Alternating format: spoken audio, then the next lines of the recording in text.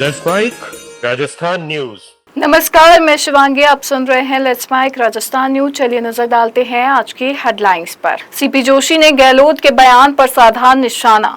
CM Bhajanlal Sharma ने PM Modi के 12 साल के कार्यकाल को बताया ऐतिहासिक।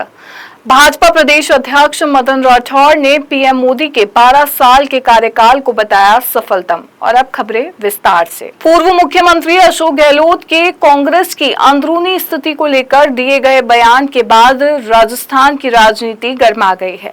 चित्तौड़गढ़ सांसद सीपी जोशी ने दावा किया कि कांग्रेस कई खेमों में बढ़ चुकी है और आने वाले समय में पार्टी में बड़ी टूट देखने को मिल सकती है। उन्होंने कहा कि कांग्रेस के पास न नीति बची है, न नेतृत्व और न जनता का भरोसा भी पार्टी से उठ चुका है।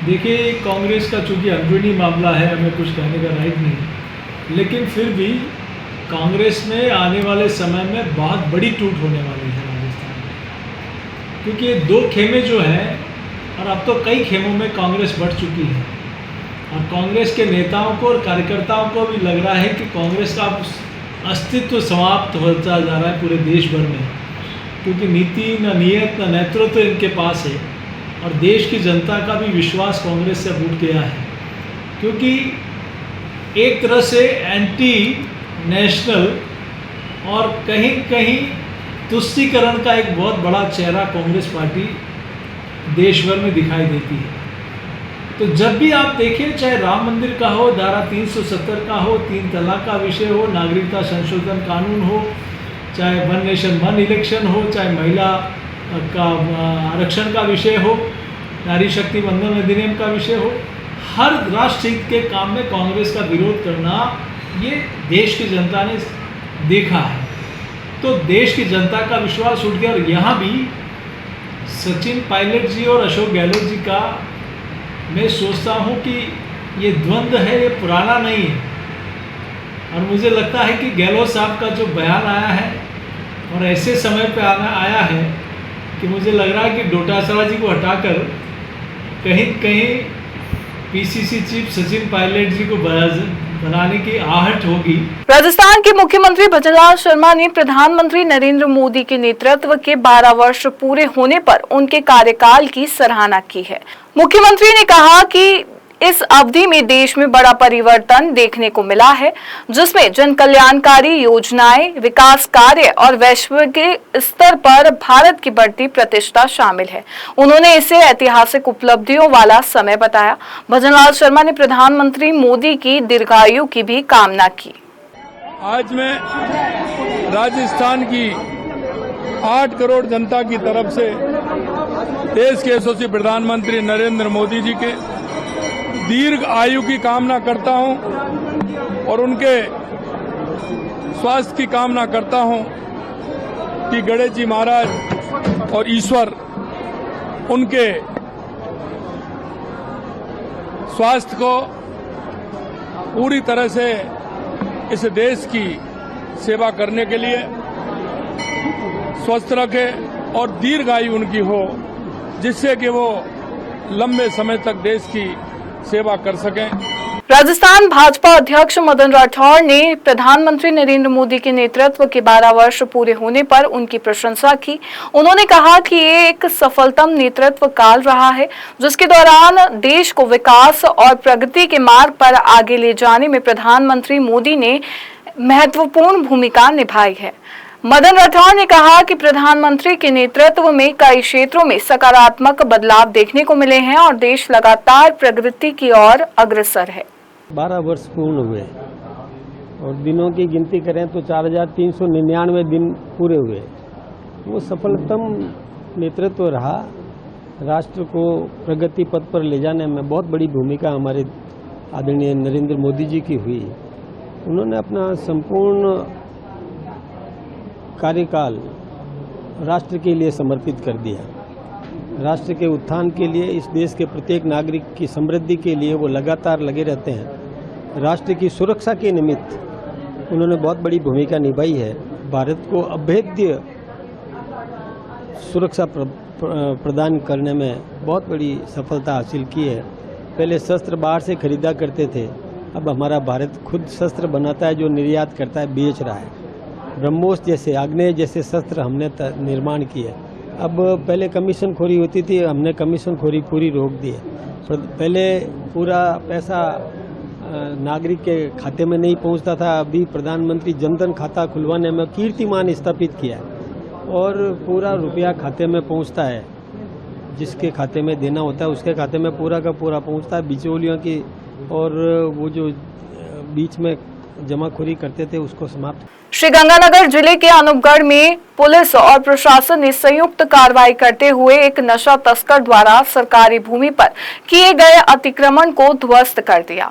आरोपी रणविंदर सिंह उर्फ जॉनी के खिलाफ एनडीपीएस आर्म्स एक्ट सहित कई गंभीर मामलों में 15 मुकदमे दर्ज हैं। कार्रवाई के दौरान भारी पुलिस जाब्ता और प्रशासनिक अधिकारी मौके पर मौजूद रहे। सर, जो नशे के खिलाफ कार्रवाई हुई उसके बारे में अभी हमने थोड़े समय पहले नशा तस्कर रणविंदर सिंह उर्फ जोनी को चिट्टे सहित पकड़ा था।